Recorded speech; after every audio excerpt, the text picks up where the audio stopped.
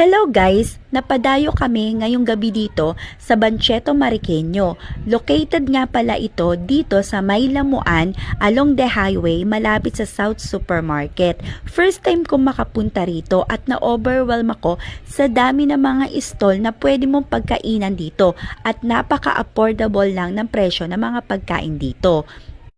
At halos lahat na makakainan mo dito guys, only rice.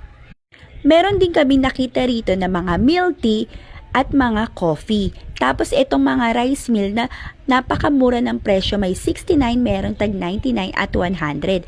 Tapos meron din ditong coffee na buy one take one. Bukod dyan, meron din sila ritong ihaw-ihaw. Meron pa nga kami dito na ispatan na only chow pan. At dito naman kami kumain sa House of Laureate. Ito yung mga rice meal na sizzling. So, ang in-order namin dito, yung sizzling sisig nila. Bukod sa mga sizzling rice meal, meron din sila ditong bulalo. Yung sizzling sisig nila, 109 to. Meron siyang only rice at meron din siyang egg na sunny side up. At meron din siyang side dish na vegetable. Sulit na rin para sa 109 yung kanilang sisig dito kasi masarap siya. So follow for more food trips.